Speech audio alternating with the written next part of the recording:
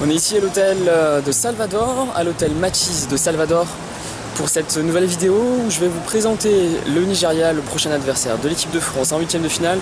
Ça sera lundi prochain, ça sera à Brasilia, et j'espère vous faire vivre là aussi des moments assez uniques pour ce match à Brasilia.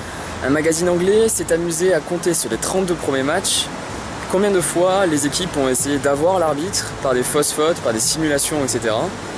Évidemment, la première équipe, je dis évidemment, mais bon, c'est l'équipe locale, c'est le Brésil. Deuxième et troisième équipe sont aussi des équipes sud-américaines. Il faut savoir que le Nigeria est quatrième dans cette étude un petit peu originale, avec 10 fautes simulées. La France est un petit peu plus loin, 9e. On va espérer juste que les Nigérians ne simuleront pas pour ce match, ce huitième de finale.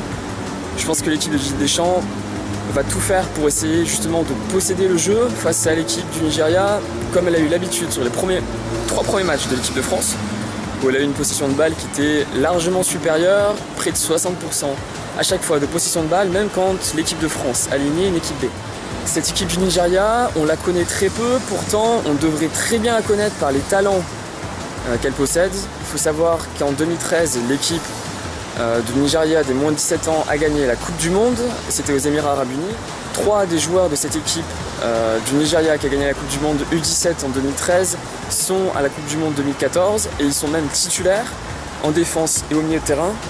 Quant au schéma de jeu, le schéma de jeu est relativement similaire à celui de l'équipe de France. Ça peut être un 4-2-3-1, ça peut être un 4-5-1 même à plat quand ils sont plutôt défensifs, avec des milieux de terrain qui tournent autour d'un attaquant unique qui est Emenike, et qui peut même être remplacé par Uche à la pointe de cette équipe nigériane. Si on doit citer les leaders pour l'équipe du Nigeria, il y en aurait 2 qui se démarqueraient, voire 3. Les 2 évidents, ça va être le gardien, évidemment on le connaît très bien, championnat de France, c'est Enyama, une sorte de muraille, même si sa fin de saison n'était pas aussi étincelante que son début de saison.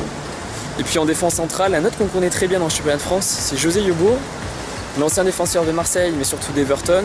À 33 ans, il a déjà dépassé les 100 sélections. Et c'est le joueur le plus vieux de cet effectif, mais surtout de cette défense, dont la moyenne d'âge tourne autour des 23-24 ans. Un autre joueur pour les fans de Première Ligue qui est en train de se démarquer dans cette équipe du Nigeria, c'est Victor Moses. Il joue un rôle plutôt d'ailier droit ou de milieu droit dans cette équipe du Nigeria. Et son parcours, à savoir à Liverpool et à Chelsea, impose le respect. Il commence naturellement à s'imposer au sein de cette équipe nigériane. Du coup, pas de match vendredi pour la Coupe du Monde. On se retrouve demain pour le début des huitièmes de finale. D'ici là, essayez de regarder un petit peu les vidéos du Nigeria. Du coup, pas de match vendredi pour la Coupe du Monde. On se retrouve demain pour le début des huitièmes de finale. D'ici là, essayez de regarder un petit peu les vidéos du Nigeria.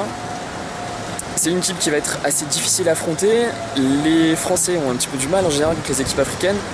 Dernière fois qu'on a gagné largement contre une équipe africaine, ça remonte à 1998, je parle en compétition officielle. C'était contre l'Afrique du Sud, la fin de l'histoire, on la connaît, on a été champion du monde. Il ne faudra surtout pas sous-estimer ces Nigérians qui vont sans doute faire bloc derrière, contrairement au jeu traditionnel des équipes africaines qui est plutôt porté sur l'offensive. Là, on aura une équipe qui sera très bétonnée et on devra faire sauter le verrou très rapidement.